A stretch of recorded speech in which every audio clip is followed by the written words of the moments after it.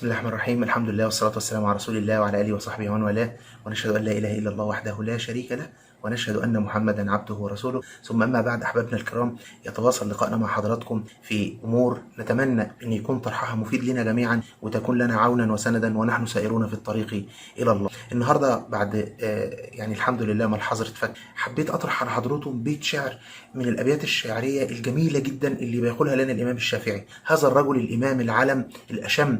الإمام الشافعي كان عالم وفقيه وشاعر ومربي ومؤدب وعلى فكرة هو كان نسبه هاشمي، يعني كان من الناس اللي تقدر تقول عليها ولاد أصول بجد بمنطقنا الحالي اللي احنا بنتكلم فيه. الإمام الشافعي واحنا في الفترة اللي كنا عايشينها وكانت في ناس كتير حاسة بضيق وحاسة بزعل، بيقول أبيات شعر جميلة جدا جدا، حبيت أشاركها مع حضراتكم وحبيت أسمعها لحضراتكم. نسمع كده الإمام الشافعي بيقول إيه: تضيق دنيانا فنحسب أننا سنموت كمدا أو نموت نحيبا، وإذا بلطف الله يهطل فجأة يربي من اليبس الفتات قلوبا. قل الذي ملأ التشاؤم قلبه ومضى يضيق حولنا الآفاق، سر السعادة حسن ظنك بالذي خلق الحياة وقسم الأرزاق. ياه على جمال الأبيات دي. الناس اللي شايفة الدنيا سوداوية، الناس اللي حياتها كلها تشاؤم، الناس اللي شايفة ان الحياة كلها تشاؤم وشايفة ان الحياة مظلمة وشايفة ان اللي جاي، يا جماعة بنقول لكم كده بالبلدي: ضاقت فلما استحكمت حلقاتها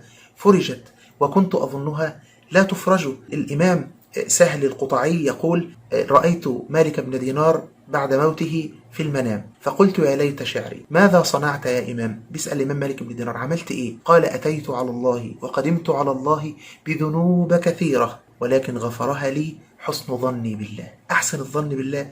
النبي صلى الله عليه وسلم كما في صحيح مسلم من حديث جابر يقول: لا يموتن أحدكم إلا وهو يحسن الظن بالله. أحسن الظن بالله. دايما خليك متفائل، دايما خليك إيجابي، دايما باصص لنص الكوباية المليان. موضوع حسن الظن بالله موضوع كبير وموضوع رقراق وفي كلام كتير يتقال وفي أحاديث وفي آيات وفي كل الكلام من ده، بس أنا دايما بحاول أكون خفيف عليكم، بحاول أديكم كده كبسولة صغيرة. أحسن الظن بالله. قل للذي ملأ التشاؤم قلبه ومضى يضيق حولنا الآفاق. تخيل يضيق حولنا الآفاق، الدنيا دي كلها، الكون ده كله هو بيضيقه حواليه، الأفق ده بيضيقه. شفت التشاؤم وحش ازاي؟ بيتضيق الأفق، سبحان الله. قل لهذا ماذا نقول؟ سر السعادة حسن ظنك بالذي خلق الحياة وقسم الأرزاق. أحسن الظن بالله، ونسأل الله العظيم رب العرش الكريم أن يرزقنا جميعا الإخلاص وحسن الظن به، وأن يجعل عملنا خالصا لوجهه. أشوفكم إن شاء الله على ألف ألف خير. سلام الله عليكم ورحمته وبركاته. إيه ده؟ لسه ما اشتركتوش؟ جماعة اشتركوا في القناة، اشتركوا وإن شاء الله هتلاقوا كل مفيد وهتلاقوا كل حاجة تعجبكم إن شاء الله. أوعدكم مش هتندموا. سلام الله عليكم ورحمته وبركاته.